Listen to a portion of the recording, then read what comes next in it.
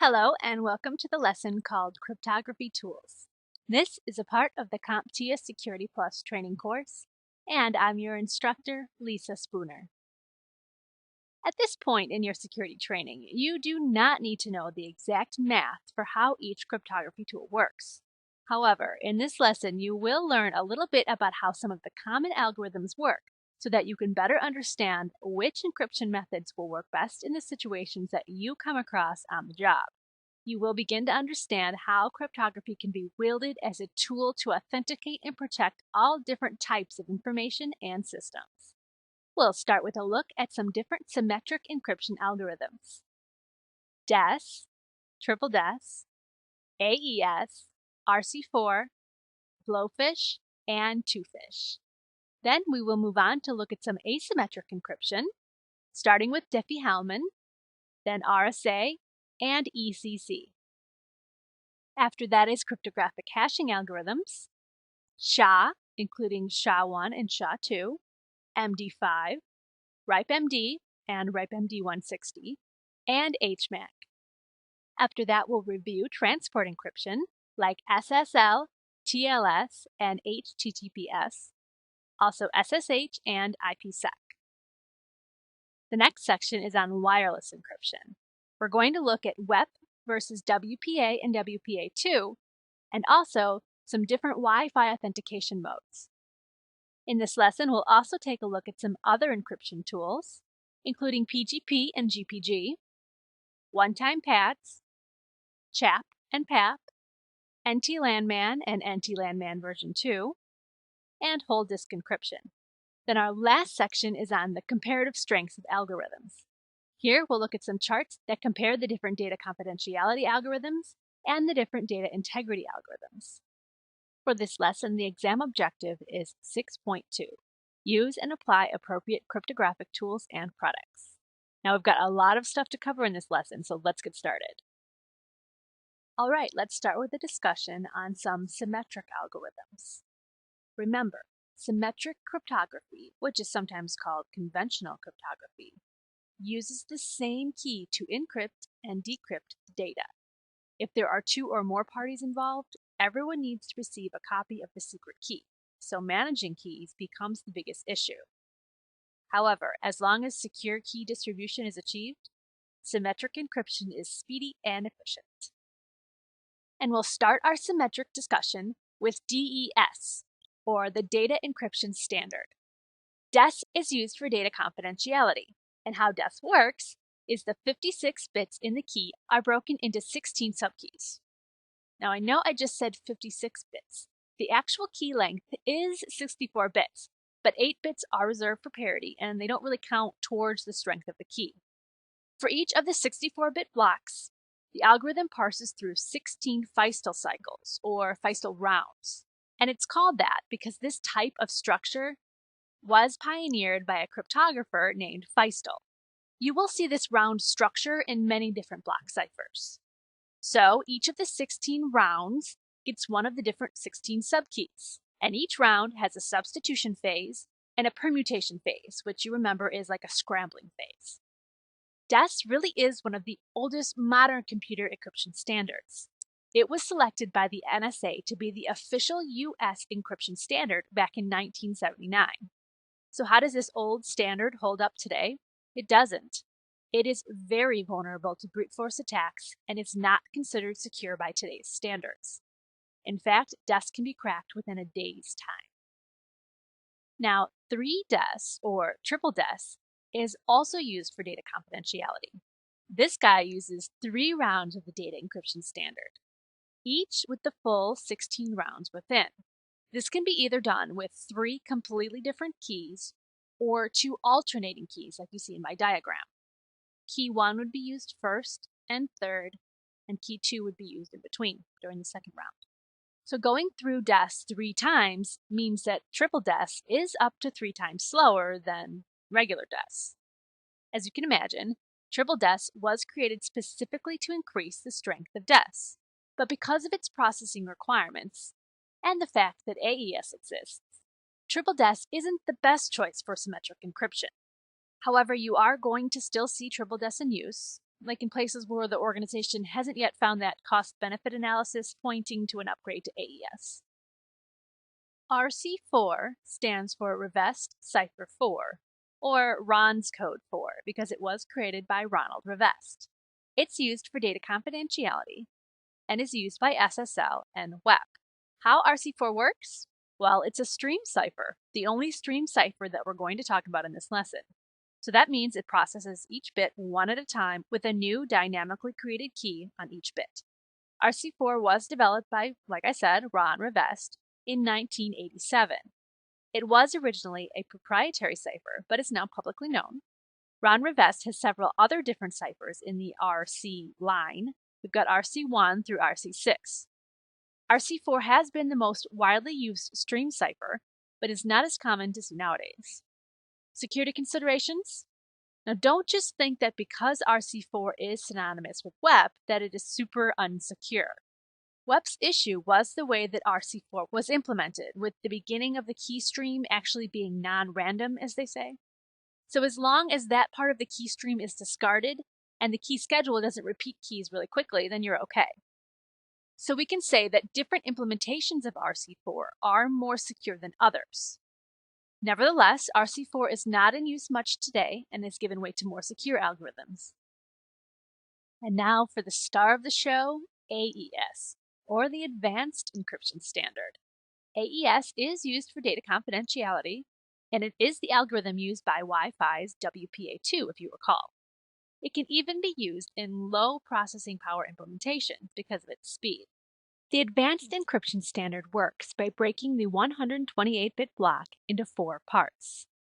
Interestingly, AES uses iterative rounds instead of Feistel rounds, but the exact number of rounds is dependent on the key size.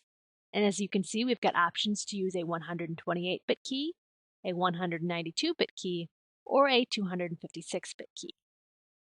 AES is called the Advanced Encryption Standard because it was chosen over many other contenders to be the U.S. standard for encryption in 2002, replacing DES. Before that, it was just another algorithm, and it was created by a cryptographer with the last name of Rindahl. AES is considered strong by today's standards, but don't forget your encryption is only as good as your secret key stays secret. Next, we have another symmetric algorithm called Blowfish. Blowfish is a flexible and multi-purpose algorithm that was created to be a drop-in replacement for DES. It's a fast-processing block cipher that uses also 16 Feistel rounds and thankfully has a very complex key schedule, meaning keys are not going to repeat in an impactful way. The key length can be up to 448 bits, with the default being 128, and the block size is 64 bits. Blowfish was produced by Bruce Schneier and has been and remained unpatented since its creation. I only point that out because many of the other algorithms that we're talking about were once proprietary and are now open today, or are still only commercially available. Now that doesn't mean that the actual math behind them is not known. All of the algorithms that we're talking about in this lesson are publicly known, but some of them are not allowed to be used without a license. There is a security consideration that Blowfish is vulnerable to attack if less than 16 rounds are used. But that's okay, because you're going to use all 16, right? So we can say that Blowfish is strong if implemented correctly. Twofish is related to Blowfish and is also open source. It too is a flexible block algorithm that is multi-purpose, including hardware encryption. Twofish works in much the same way as Blowfish, with 16 rounds and an excellent key schedule. The main difference is the 128-bit over the 64-bit block size, and the actually shorter 256 max key length instead of the 448-bit allowed with Blowfish. Twofish is optimized for 32-bit CPUs. This algorithm was also created by Bruce Schneier with help from other cryptographers, and it was actually in contention to become the Advanced Encryption Standard when Rindahl's cipher won out. The same issue with attacks being possible with less than the full 16 rounds should again not be an issue because you're going to use all 16 rounds. So Twofish is considered strong and is actually thought of by some as the non-commercial alternative to AES. Now let's move on to talk about some different asymmetric encryption algorithms. Remember, with asymmetric cryptography, key distribution is not the problem, but these are generally slower and require more processing power. Let's take a look. You can't really have a discussion about asymmetric encryption without talking about Diffie-Hellman. Whit Diffie and Martin Hellman actually started this whole two-key business when they created this key exchange process, which lets two or more parties that don't know each other establish a jointly shared secret key. I'm not going to go into the math, but know that the basics for how Diffie-Hellman works is that the public key is created from some agreed parameters and one side's private key.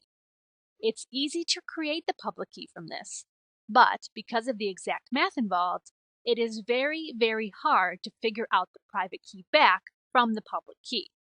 This concept of easy to compute but hard to reverse has actually grown to be referred to as a Diffie-Hellman problem.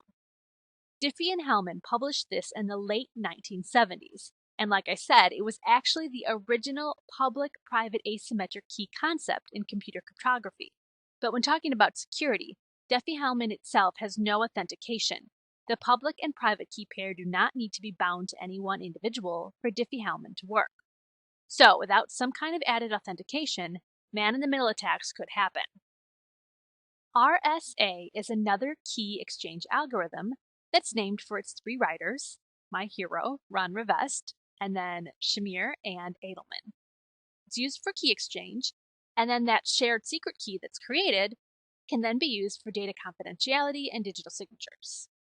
RSA works by using two large prime integers. The concept behind this is that it's easy to find the product of two primes, but hard to find the primes from the product. Unfortunately, RSA is about 100 times slower than DES and has a key length of 1024 to 4096 bits. Notice that asymmetric encryption is slower and requires larger keys than symmetric encryption. This is a typical example of how asymmetric encryption is slower and requires larger keys than symmetric encryption. RSA was published in the late 1970s, but is still in use today. One security consideration is that problems arrive when using prime numbers that are too small, and then it would be easy or possible to find the primes from the product. ECC stands for elliptic curve cryptography. This is used for smaller, less powerful devices like smart cards, PDAs, and mobile phones. Because remember, ECC works faster and more securely with smaller key sizes, and this is great for devices with limited resources. Different elliptical curve cryptography implementations can be used for key exchanges, digital signatures, and data confidentiality. It really does it all. ECC works because equations based on elliptic curves have that characteristic that is very valuable for cryptography purposes. They're relatively easy to perform and extremely hard to reverse. An elliptic curve and one point on the curve is chosen and made public.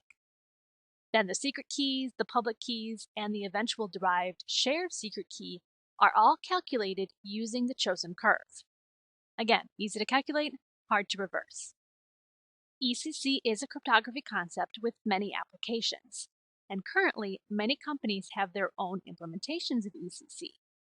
It is still being studied, but currently considered strong if parameters are chosen properly. For example, there are some curves that are considered to be not secure, and some curves that are recommended over others. Now, on to some cryptographic hashing algorithms. All hashing works by applying a compression function to the data and creates a fixed length output that is normally much smaller than the message itself. But before we get into the different algorithms, I want to explain collisions. Remember when we looked at this chart and I told you that even if we change only one character of the input, the resulting message digest would be significantly different? Well, collisions happen when two different inputs create the same hash. For example, if we look at these two inputs, we see that they are slightly different. But when they are both hashed using MD4, they result in the same hash value. In the world of cryptographic hashing, this is a bad thing. There are two ways that hashing algorithms can, as they say, be broken. One is finding collisions. The other is finding a way to unhash a hash and get the plaintext back from the ciphertext. Collisions matter because hackers can use them for birthday attacks or other collision attacks. And an example would be if someone, let's say Igor, wants to trick Bob into signing a fraudulent business agreement. Igor creates two different documents that have an identical hash value. Igor sends a reasonable-looking one over to Bob, who agrees to what the document says, signs it with his digital signature, and sends it back to Igor. Igor copies Bob's signature from the reasonable-looking version over to the fraudulent version and claims that Bob signed the fraudulent business agreement. When anyone Igor sends it to compares the hashes for integrity, the tampering will not show up because the hashes match. Really super smart cryptographers do cryptanalysis to find collisions. For good hashing algorithms, they're not easy to find, and some algorithms are in use for a number of years before any collisions are found. Okay, now on to the actual cryptographic hashing algorithms. We're going to start with SHA, or SHA, which stands for Secure Hash Algorithm. It's most commonly used for digital signatures, and it works by breaking the message into words and groups the words into blocks before processing for 64 or 80 rounds. SHA-2 is the current version, and it's really a family of 4 functions, including SHA-256 and SHA-512, which have 256-bit and 512-bit hash lengths respectively. SHA-224 and SHA-384 are just truncated versions of their above counterparts. The longer hash length versions, SHA-512 and its truncated counterpart, SHA-384, accept larger inputs and process larger block sizes. SHA was designed and published by the NSA and NIST. SHA-1 used a 160-bit hash length and has been replaced with SHA-2. Currently, there is a competition to find SHA-3 still happening. They are in the final rounds, but a chosen algorithm has not been announced yet. Security considerations are SHA-1 has been found to have collisions. Where possible, use any of the SHA-2 family instead. The MD5 hashing algorithm is used for creating, you guessed it, message digests. We talked about message digests in another lesson. It's just another name for the hash value. Message digests can be used to prove integrity, or if the message digest itself is encrypted with the private key, we get a digital signature. How MD5 works? It breaks the message into 512-bit blocks with a mandatory 64 bits of padding. Then it breaks the blocks into 32-bit chunks and does 4 rounds of processing on each, ending up with a 128-bit hash value. The history of MD5 is that it and other MD algorithm versions were developed by none other than Ron Rivest and team. MD5 was created in 1991. There are others in the Message Digest series, MD2, MD4, and MD6. MD5 is slower but more secure than MD4, which is broken and should not be used, and MD2 is just plain slow. MD6 is not in use because last I heard Ron says it's not ready yet. Security considerations? Collisions are possible and MD5 is not considered secure. Next up, we have RIPE-MD and RIPE-MD 160.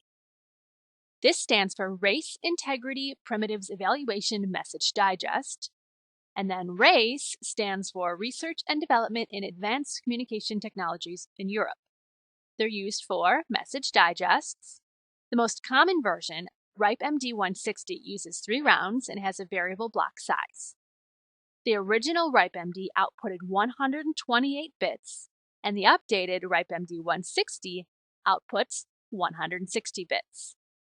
RIPE-MD is based on the MD4 algorithm, and RIPE-MD 160 is based on both MD4 and MD5.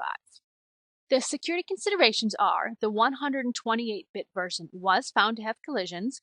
Don't use it. However, RIPE-MD is considered secure starting with RIPE-MD 160 and with any hash length longer than 160 bits. But like it says here, higher hash outputs than 160 are in use but are actually no stronger than the 160-bit version. Now on to HMAC or HMAC. This is hash-based message authentication code.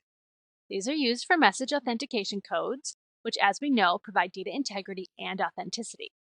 HMAC works by using a hashing function with the added benefit of a secret key. It can use MD5 or SHA, and whatever hashing function is used is specified. For example, if SHA-256 is used, then the result is referred to as HMAC-SHA-256. There's no real applicable history to speak of, but for security considerations, the strength of HMAC depends on the hashing function used and the length of the key. Interestingly, the addition of a secret key makes HMAC stronger than the hashing function alone. Transport encryption is used to secure information while it's being transmitted between two places. We need transport encryption to securely remotely administer devices, for email, and when using a web browser, and so much more. Let's do some review of transport encryption cryptographic tools. Secure Sockets Layer, Transport Layer Security, and Hypertext Transfer Protocol Secure have all been previously discussed elsewhere in this course. But as a review, SSL and TLS allows HTTPS and other client-server applications to communicate securely across an unsecure network. It offers protection from eavesdropping, tampering, and message forgery.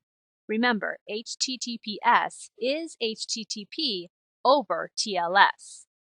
TLS uses a handshake for both parties to authenticate and agrees on parameters, including a symmetric key. This authentication can be server-side only or mutual. For the handshake, an example would be the client requests a secure connection and offers a list of ciphers and hash functions that it supports.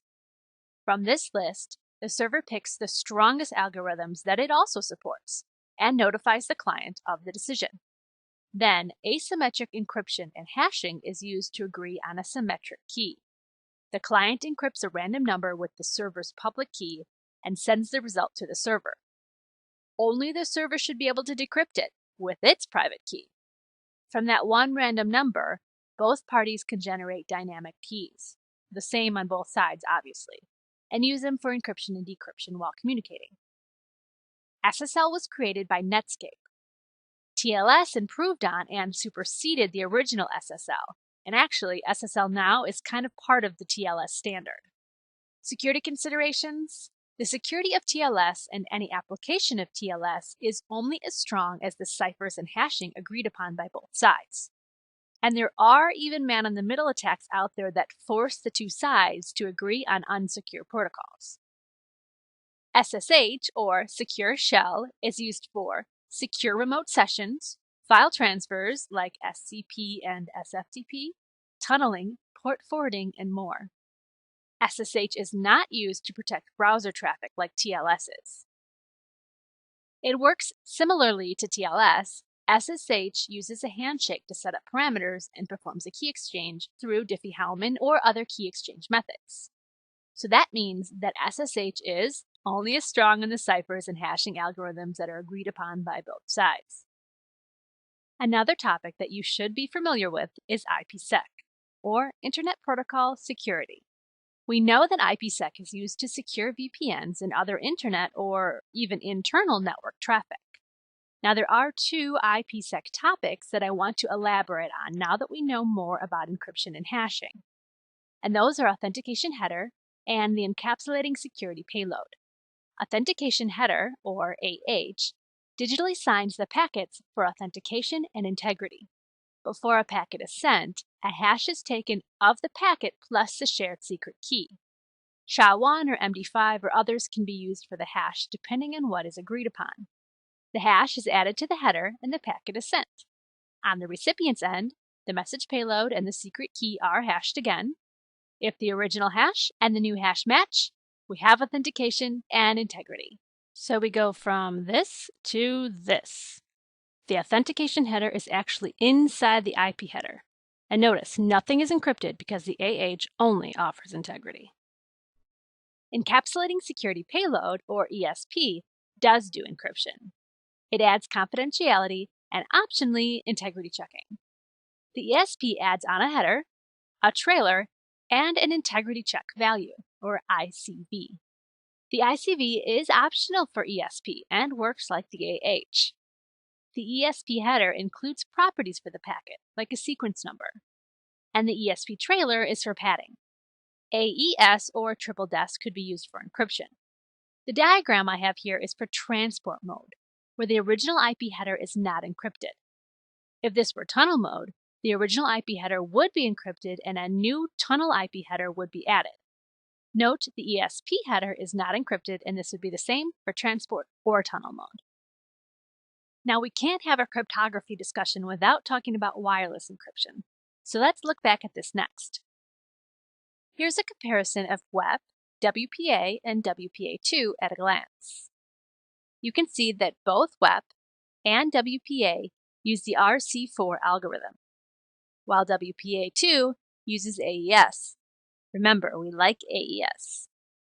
WEP did have the option for a smaller key size, and WEP only has an initialization vector of 24 bits and can be cracked in a matter of hours.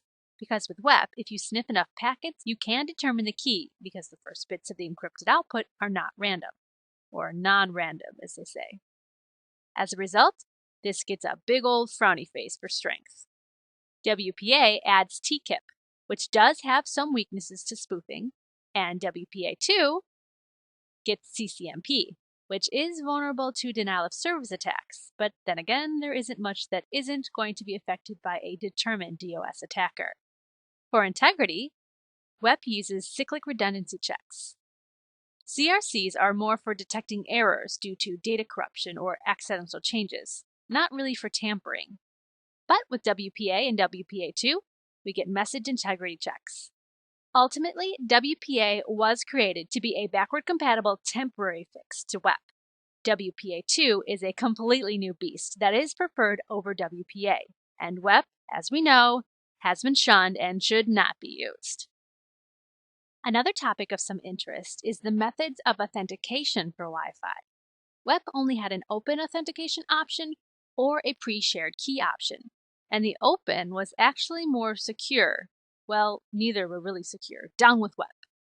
Now with WPA, the pre-shared keyed option is sometimes called WPA Personal as opposed to WPA Enterprise, which we'll talk about in a second. This is intended for personal or home networks. For this to work, a key must be configured on the client devices that matches the key on the access point, and all the clients share a key. With WEP, we know it is possible to derive the key from capturing packets. WPA uses this key to generate the dynamic keys in a different way, but the method is still especially vulnerable if a weak passphrase is chosen as the pre-shared key, or if the whole client, with the key configured, is stolen. On the other hand, we have Enterprise Authentication, or WPA Enterprise. This uses 802.1x and a Radius or other authentication server to handle authentication, and is much more secure.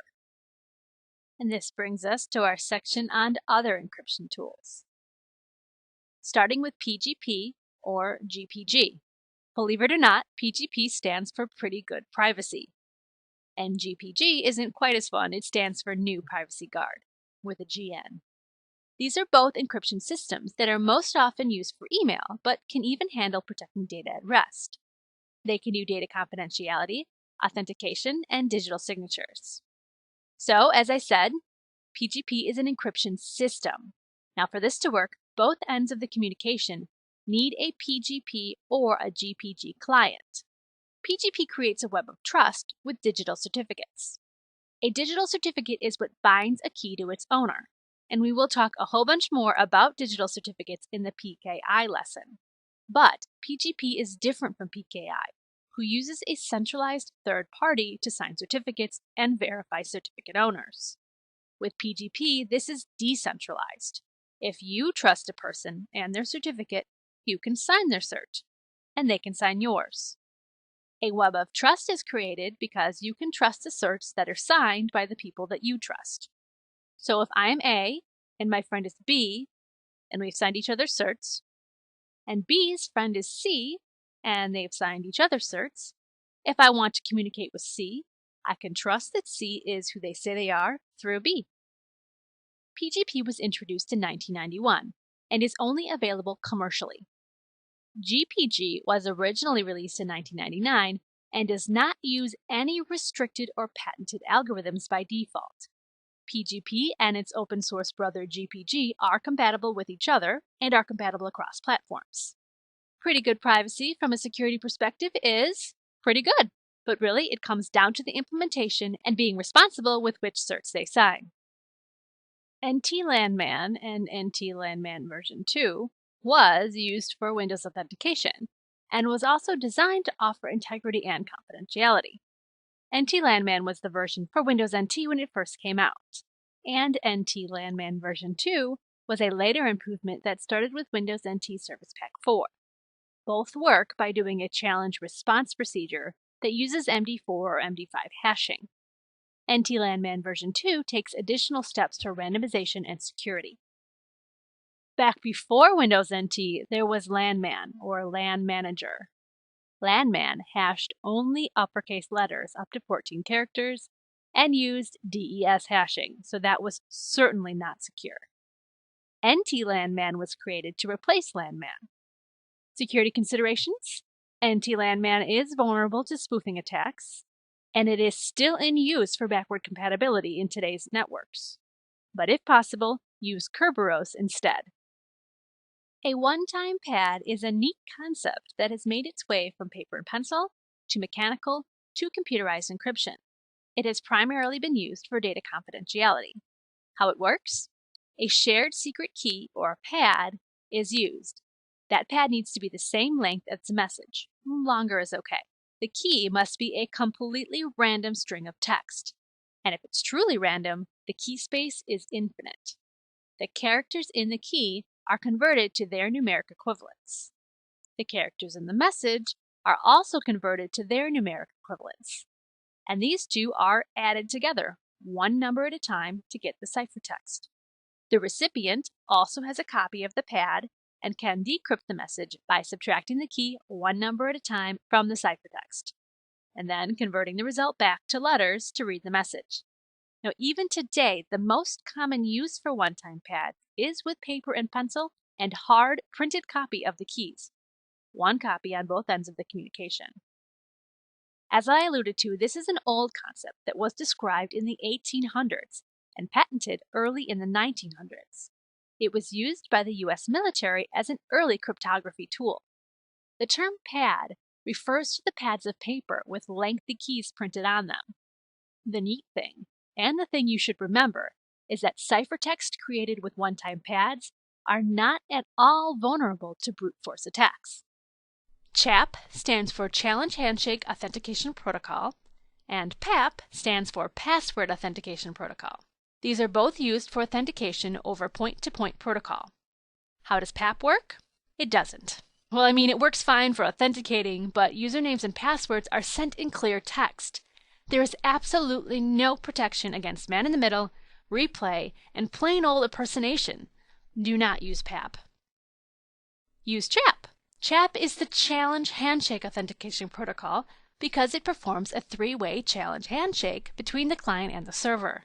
The CHAP challenge can happen at the beginning of the communication when the client is trying to initially authenticate, or it can periodically happen during the communication session. The way this works: after the link has been established between the client and the server, step 1 for the challenge is that the server sends a string of challenge text to the client.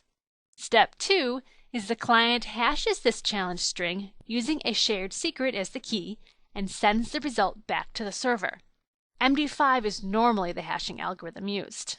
Then step 3, the server compares the client's hash to its own version of the hash, and if they match, the communication can begin, or can continue. If they don't match, the communication is terminated. This process is transparent to the user. Maybe they entered a password, but they certainly didn't do any mathematical calculations or even know they were going on. Keep in mind, this is only one-way authentication. The server is not authenticated to the client. As a history, CHAP was specified in the Internet Engineering Task Force's RFC 1994 document. It's so fantastic that Microsoft has their own versions called none other than MS-CHAP, or MS-CHAP version 2. For security considerations, we already said that PAP has no encryption and is completely unsecure, so avoid it if possible. Now with CHAP, the secret key is normally just the user's password. Do you see where I'm going here? If this is a weak password, CHAP is then quite vulnerable to brute force and dictionary attacks. Also, depending on the implementation, usernames and passwords may be stored in plain text on the client or the server side, but this is still better than PAP. Whole disk encryption is not used for data transmission. Instead, it's used for data confidentiality. And there are even whole disk hashing implementations that offer integrity checking. Whole disk encryption protects an entire disk in the event that a laptop or other mobile device is lost or stolen. Actually, even desktop computers can be stolen. Whole disk encryption can also offer a little extra protection from unauthorized access. If a computer is off or sleeping, the decryption key would need to be entered before a computer could be accessed. How it works? It uses a key to encrypt everything on the drive, including the operating system. Different whole disk encryption implementations can be included on operating systems, be third-party software, come as USB hardware, or hardware security modules, or built into some hard drives. Some options require a TPM chip. Microsoft's BitLocker and TrueCrypt both use AES with a 128-bit key by default. Security considerations: if you lose your key, you lose your data. Some enterprise systems have key recovery options, with the security trade-off being there may be another copy of your key out there in the world, or a second administrator key that could be used to get to your data. Even BitLocker allows you to store your key on an outside USB drive instead of or as well as on the TPM. In the last section of this lesson, we're going to look at the comparative strengths of algorithms. Now, the comparison that follows is just a starting point. You will still need to look at how your chosen method will affect the performance on your network, servers, and clients. You'll also need to think about how transparent the encryption is to your end users and if it will confuse or slow them down. Also, are the planned implementations scalable along with the IT and business goals of the company? And of course, the cost. What new hardware, software, and training will be needed, and will these costs bring cost-effective, real-life benefits to your organization? My first chart compares the different data confidentiality algorithms that were in this lesson, starting with DES. DES should not be used. Now, triple DES actually has some different options for keys. It can use 3 different 56-bit keys if each round of DES has its own key, or 2 112-bit keys if the 1, 2, 1 method is used, like I showed you in my diagram, or all 168 bits could be in one key if the same one key is reused all 3 times through the DES algorithm. So either way, triple DES gets an okay because of its slowness and the fact that AES is better. Yes, AES gets 2 happy faces. And I also wanted to point out that AES at these different key lengths is sometimes referred to by those key lengths. So you could see it as AES 128, AES 192, or AES 256. Now I have RC4 listed here as a no, but it can actually get a maybe face as long as that first non-random part of the key stream is discarded. Blowfish and twofish are both good and free. Now I also added the one-time pad to the list, even though this is normally done with hard copies. I just wanted to remind you that the key length must be greater than or equal to the message size. And I have it as a unimpressed face because although one-time pads are unbreakable, they're also unrealistic and cumbersome to use for most situations. My second chart compares the data integrity algorithms, aka hashing. SHA-1 is outdated, so it gets a no. SHA-2 would be the best choice on this list. If all rounds are used, SHA-2 is pretty strong. Now MD5 really is still widely used, but I'm going to give it a no face out of principle. It just doesn't have the collision resistance that is needed in today's world. RIPEMD in its 128 hash length form is not strong. But the RIPEMD 160 version is currently considered strong. HMAX parameters depend on the implementation, and so does its strength, but it does have an advantage over hashing alone. For example, HMAC SHA-160 would be considered stronger than SHA-1 alone. Phew, that was a lot. Well, let's just quickly review what we covered in this long lesson. We started by talking about some symmetric encryption algorithms. DES is outdated and not secure. Triple DES is secure-ish, but slow. AES is the best. RC4 is our only stream mode cipher. The rest are block. Blowfish and Twofish are free alternatives to AES, with Twofish having a longer key. For asymmetric encryption, Diffie-Hellman is the key exchange that started it all. RSA is another oldie but goodie for key exchange that is secure as long as a long key and large prime numbers are used. And ECC is a newer concept that's based on elliptic curves instead of integers and is great for smaller, less powerful devices. For cryptographic hashing, SHA-1 and the SHA-2 family, SHA-1 should be avoided, while SHA-2 should be your hash of choice. MD5 is not collision resistant. The original RIPE-MD is not strong, but RIPE-MD with a 160-bit hash length is fine. And HMAC adds hashing and a symmetric key together for a stronger than either result. For transport encryption, we reviewed SSL, TLS, HTTPS, and SSH. With IPsec, we looked at authentication headers and encapsulating security payload. In the section on wireless encryption, we revisited the difference between WEP, WPA, and WPA2, and also talked about the difference between pre-shared key and enterprise authentication for Wi-Fi. In the other encryption tools section, we determined that PGP and its open source equivalent GPG are in fact pretty good at offering data confidentiality, authentication, and digital signatures for email and other applications. One-time pads use a key that is the same length of the message and is unbreakable but unpractical. CHAP and PAP are for PPP authentication. PAP is all clear text, and CHAP does a challenge handshake. NT-Landman and NT-Landman version 2 are old Windows NT authentication systems that should be put aside for Kerberos unless you absolutely positively need it for backward compatibility. And whole disk encryption protects the entire disk, including the operating system, of laptops and mobile devices. And in the last section, we looked at some charts on the comparative strengths of algorithms. We looked at data confidentiality algorithms and data integrity algorithms. Well, you stuck with me during this entire long lesson. Thanks for watching.